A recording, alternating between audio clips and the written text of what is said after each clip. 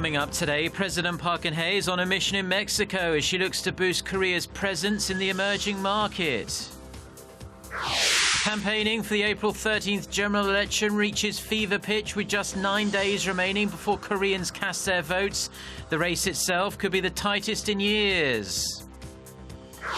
Plus, 2 people are dead and dozens injured after an Amtrak train hits a digger and partially derails near Philadelphia. Stay tuned for these stories and more.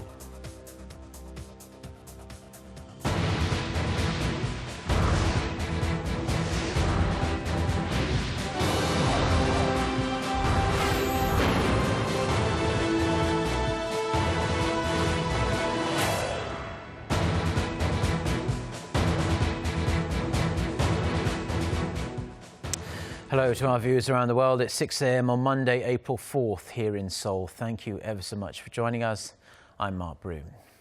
Our top story this morning, President Park Geun-hye is on her first visit to Mexico since taking office. The Korean leader is busy attending business forums, cultural events and more, all designed to upgrade Seoul's diplomatic relations with Mexico. For an overview of her schedule in the country, our Song Ji-son files this report from Mexico City. Wearing a traditional Korean hanbok in red, white and green, the colors of the Mexican flag, President Park Geun-hye began her visit to Mexico by meeting with overseas Koreans, as she always does when visiting a foreign country. She praised Koreans in Mexico for setting a positive example for Korea through their hard work. Over 12,000 Koreans now make up the Korean community in Mexico after the first Koreans set foot in the country more than 100 years ago. 든든한 가교 역할을 해주신다면 더욱 가까운 이웃으로 함께 발전할 수 있습니다. 항상 대한민국을 가슴에 간직하고 열심히 뛰어주시기 바랍니다. After attending a series of cultural events on Sunday, President Park will sit down for summit talks with Mexican President Enrique Peña Nieto on Monday. This is the first time the two leaders have met since President Park took office in 2013. Her counterpart, President Peña Nieto, has often cited Seoul as an exemplary case of IT and economic development since his election in 2012. In addition to her goal of taking their strategic partnership to the next level, President Park will also seek Mexico's support in reining in Pyongyang's nuclear ambitions through strict implementation of the latest UN sanctions. 멕시코를 비롯한 국제사회가 우리의 대북 정책과 통일 노력을 더욱 강력하게 지지할 수 있도록 성원해 주시기를 바랍니다. During her visit to Mexico, Korea's biggest trading partner in Latin America, President Park will also seek practical and tangible results on the business front, supporting Korean companies seeking to participate in Mexico's infrastructure and development projects. Song Ji-son, Arirang News, Mexico City. Now, President Park Geun-hye is in Mexico with Korea's largest ever business delegation. She's accompanied by 145 representatives from 140 Korean companies and business entities. For a closer look at the potential for Korea in the Mexican market, Kim Min-ji reports. One of the key reasons for President Park Geun-hye's trip to Mexico, aside from political and cultural diplomacy, is the potential of the market. Mexico is the second largest market after Brazil and Latin America, and it's known for its abundant mineral resources and relatively cheap labor. Its GDP currently stands at $1.2 trillion, and the growth rate is on an upward trend with projections of 4% by 2018. What's more, as Mexico has multiple free trade deals, it's expected to act as a bridge for Korean companies to make inroads into the Americas. Korean firms could expand their opportunities and make inroads into the US and Latin American markets by using Mexico as an export hub. On top of that, the Korean government sees ample opportunities in the market as Mexico is pursuing large-scale investment in infrastructure projects and revitalizing its domestic consumption market. During summit talks with her Mexican counterpart, President Park will likely discuss ways to establish cooperation in new industries such as energy, healthcare, and cultural content, in addition to seeking ways to boost trade and investment. The President will attend a joint business forum and support the establishment of a cooperative network for business people in the two countries. Korea and Mexico established diplomatic ties in 1962 and became strategic partners in 2005. Mexico is Korea's largest trade partner in Latin America, and their bilateral trade volume reached $14.4 billion last year. Kim Min-ji, Arirang News. Now, Korean companies inked a series of multi-million-dollar deals during a recent business expo in Los Angeles. The expo was organized by the Korea Trade Investment Promotion Agency for the companies traveling with the president's delegation during the Nuclear Security Summit over the weekend. The event involved 58 Korean companies as well as over 100 buyers, including General Motors, and produced 17 deals worth a combined $16.8 million. One of the participating companies, Korean cosmetics venture Marine Techno, signed a 5-year deal with a distribution company in LA. It's the first company to expand overseas after receiving support from one of Korea's recently launched creative economy centers. And President Park Geun-hye has called for a free trade deal with Mexico, saying it would be a win-win for both countries. South Korea and Mexico launched free trade talks in 2007, but negotiations stalled in 2008 due to strong opposition from the Mexican automobile industry.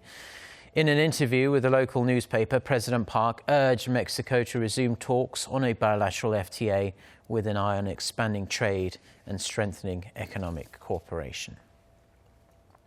South Korea, the United States and Japan are planning to hold vice-ministerial talks in Seoul before the end of the month. Officials say Seoul's Vice Foreign Minister Im Sung-nam and his Japanese and American counterparts Akitaka Saiki and Tony Blinken are expected to attend. Talks between the three countries come 3 months after the meeting in January, after North Korea conducted its 4th nuclear test. Now, the main agenda will be on the adoption of the latest UN Security Council resolution, implementation of their own unilateral sanctions on North Korea, and on sending a powerful message to stop Pyongyang from making further nuclear and missile threats. Now, in exactly 9 days from now, Koreans will head to the polls for the nation's 20th general election. It looks tighter than ever this year, with research showing around half of the seats are just too close to call at this point. For more on how the candidates have been stepping up their efforts to leave a lasting impression on voters, Geunhye reports. So far, Korea's main political parties are only confident of winning about 50% of the districts around the country.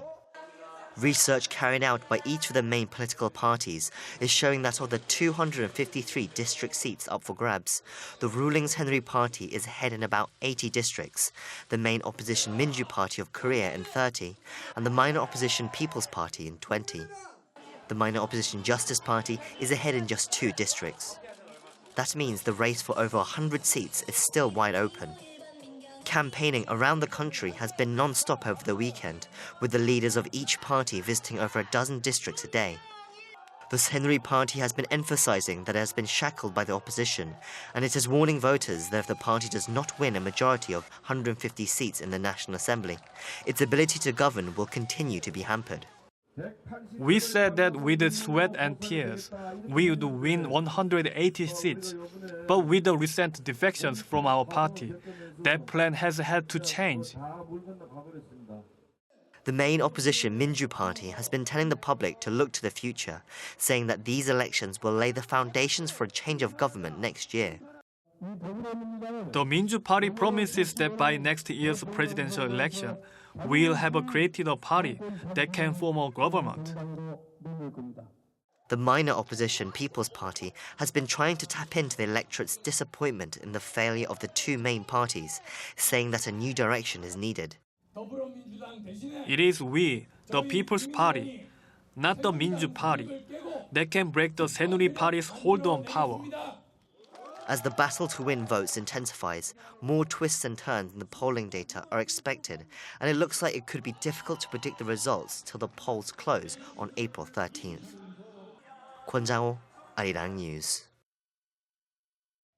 Now, some of the biggest election battlegrounds are likely to be in the heart of the party's traditional strongholds in the south of the country. Latest polls indicate voters are having a tough time choosing between a major change and maintaining the status quo. Shin Se-min reports. Regions with once strong political affiliations have become open battlegrounds due to unexpected political circumstances and what candidates intend to offer their traditional strongholds. A key regional battle is taking place in the country's third biggest city, Daegu, which is President Park Geun-hye's political home turf. Independent candidates, most of them who left the ruling Saenuri Party in the wake of the party's factional strife, are all seeking re-election.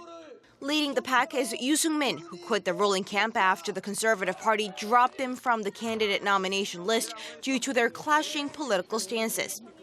Polls show locals might be eyeing a change. It's been too long. It's about time we had something different in this region.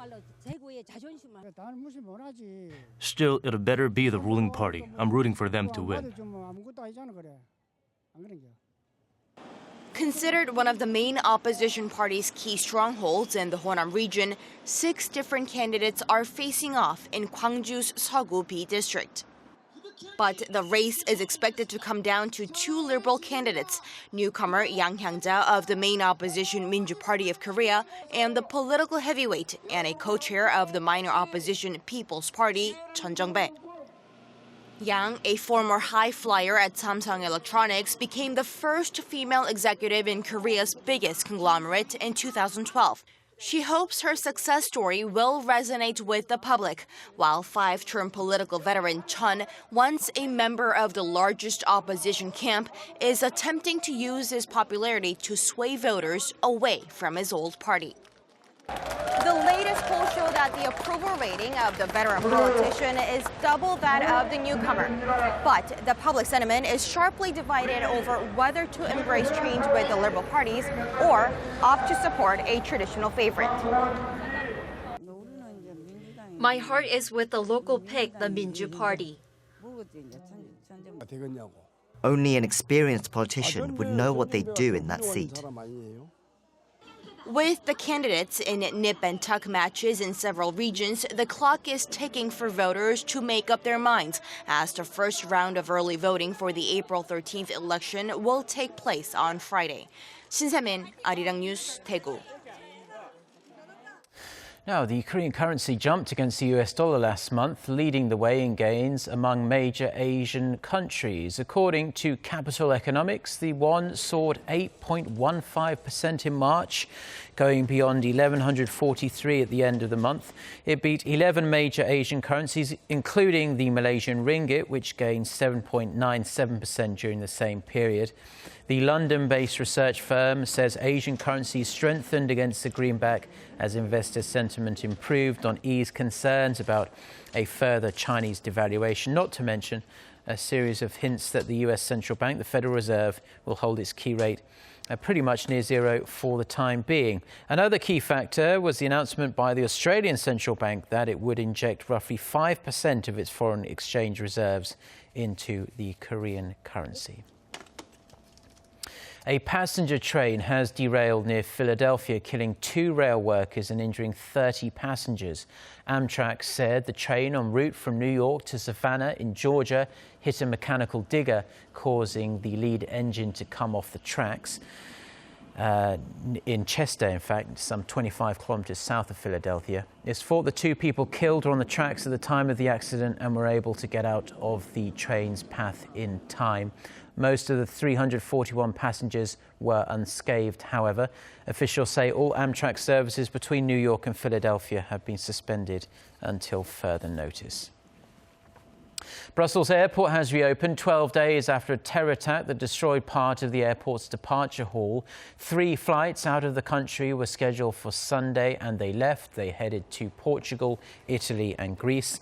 For now, the facility is operating at about 20% capacity, but it does aim to be fully operational by July, followed by a full reopening afterward. Passengers will have to use a temporary check-in facility and there will be extremely strict new security controls. Belgium's main gateway has been shut since March 22nd. when suicide bombings at the airport and a metro station in Brussels left more than 30 people dead.